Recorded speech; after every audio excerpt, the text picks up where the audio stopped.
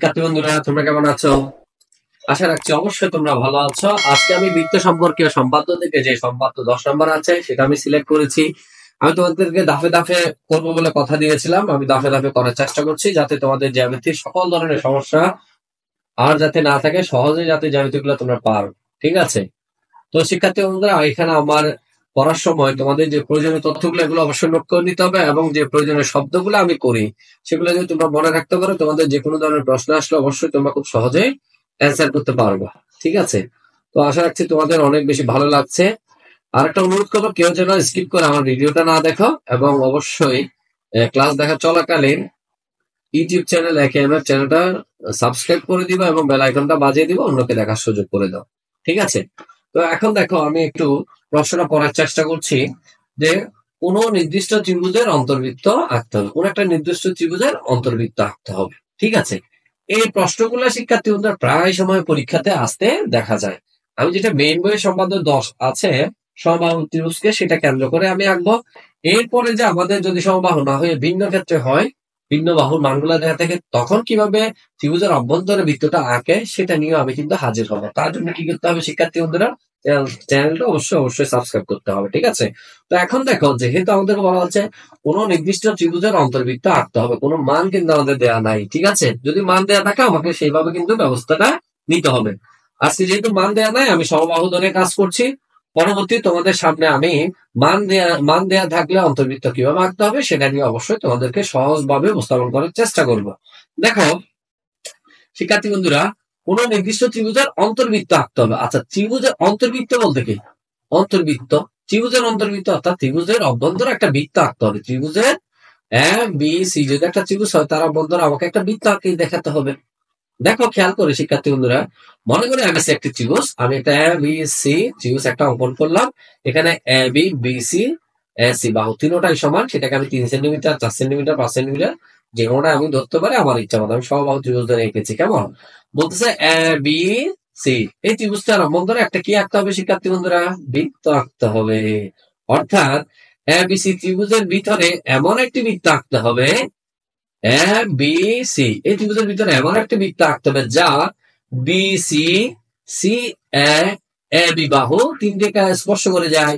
অর্থাৎ আমি বৃত্তটা এমন ভাবে আঁকবো যাতে আমার যে তিনটা বাহু আছে, তিনটা বাহুটা যেন ওই বৃত্তটাকে কি করে শিক্ষার্থী বন্ধু স্পর্শ করে। কেমন? আশা করি তোমরা এতটুকু বুঝতে পেরেছো। এবার পরবর্তী ধাপে গিয়ে দেখো আমরা কিভাবে চিত্রটা অঙ্কন করব। ঠিক আছে? তোমরা যদি সিস্টেমটা ধরতে পারো, তোমরা জ্যামিতি বক্সে বসে যাও, জাস্ট আমি যেভাবে বলছি সেভাবে যদি তোমরা চেষ্টা করো, তোমরা 1 মিনিটের মধ্যে চিত্রটা এঁকে ফেলতে পারবে। ঠিক আছে? দেখো এখন আমি এ বি সি এবং এ সি বি এই দুইটা কোণের আমি সমদ্বিখণ্ডক বের করার চেষ্টা করব। আমি এ বি সি এর সমদ্বিখণ্ডক বিএল অঙ্কন করার চেষ্টা করছি, এবং এ সি বি এর সমদ্বিখণ্ডক সি এম বের করার চেষ্টা করছি, আঁকার চেষ্টা করছি। ঠিক আছে? এখন দেখো, আমি যদি সেটা করতে যাই তাহলে কি করতে হবে শিক্ষার্থী বন্ধুরা? আমি করলাম কি, এই যে সমদ্বিখণ্ডক বের করতে গেলে আমি এ কে কেন্দ্র করে অথবা বি কে কেন্দ্র করে, এই যে অর্ধেকের বেশি ব্যাসার্ধ নিয়ে আমি এখানে বি কে কেন্দ্র করে আমি এখানে একটা চাপ নিব শিক্ষার্থী বন্ধুরা।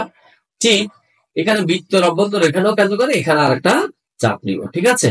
ঠিক একই ভাবে আপনি একে কেন্দ্র করে শিক্ষার্থী বন্ধুরা আমি এখানে একটা চাপ নিব, আর একে কেন্দ্র করে ঠিক এই পাশে আমি আরেকটা চাপ নিব। চাপ নেওয়ার পর দেখো এখানে এই যে বিন্দুগুলা, এখানে যে এইখানে সি থেকে এম আমি সমদ্বিখণ্ডক রেখাটা এঁকে ফেললাম।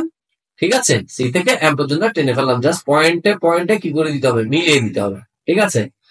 এবং পাশাপাশি এ এবং সি যে কোনো একটা বিন্দুকে কেন্দ্র করে তাদের এই যে পরিমাণ দূরত্বটা তার অর্ধেকের বেশি নিয়ে আমি একে কেন্দ্র করে এখানে আরেকটা চাপ নিব, সাথে সাথে একে কেন্দ্র করে আমি এইখানে আরেকটা চাপ নিব। ঠিক আছে? সি কে কেন্দ্র করে শিক্ষার্থী বন্ধুরা আমি এখানে এই যে ত্রিভুজের অভ্যন্তরে এখানে একটা চাপ নিব, আর সি কে কেন্দ্র করে একই মাপ নিয়ে এখানে ত্রিভুজের বাইরে আরেকটা আমি চাপ নিব। দেখতেছি এখানে যে দুইটা ভিতর চাপ গুলা আমি বি কে কেন্দ্র করে, বি থেকে যদি সোজা বরাবর আমি এখানে টানি সমদ্বিখণ্ডকটা, দেখো বিএল আমরা পেয়ে যাচ্ছি। ঠিক আছে? এখন আমরা দুইটা সমদ্বিখণ্ডক পেলাম। এ সি বি কোণের সমদ্বিখণ্ডক হচ্ছে C M, A B C এর সমদ্বিখণ্ডক হচ্ছে বিএল। তাহলে আমাদের সমদ্বিখণ্ডক কয়টা হলো? একটা বিএল আর একটা সিএম। আরেকটা জিনিস খেয়াল করো শিক্ষার্থী বন্ধুরা, এই দুইটা সমদ্বিখণ্ডক কিন্তু একটা বিন্দুতে মিলিত হয়েছে।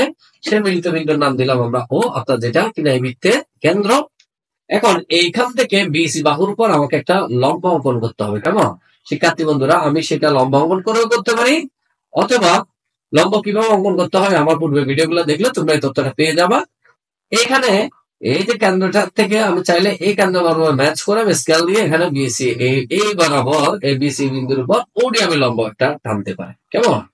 এখন ওকে কেন্দ্র করে ওডি এর সমান ব্যাসার্ধ নিয়ে বিসি এর অভ্যন্তরে আমি একটা বৃত্ত অঙ্কন করে ফেললাম, দেখছো? অর্থাৎ এই যে বিসি ত্রিভুজের অভ্যন্তরে আমরা একটা অন্তর্বৃত্ত কি করে ফেলেছি, অঙ্কন করে ফেলেছি। আশা করি শিক্ষার্থী বন্ধুরা তোমরা বুঝতে পেরেছো। তারপর দেখেন যে বইয়ে আমরা যে ভাষাটা ইউজ করেছি, কোন বিসি ও সিবি এর সমদ্বিখণ্ড যথাক্রমে বিএন ও সিএম আঁকি। মনে করি তারা পরস্পর অভিবিন্দুতে ছেদ করে, অর্থাৎ বিএন এবং সিএনটা হচ্ছে অভিবিন্দুতে ছেদ করে।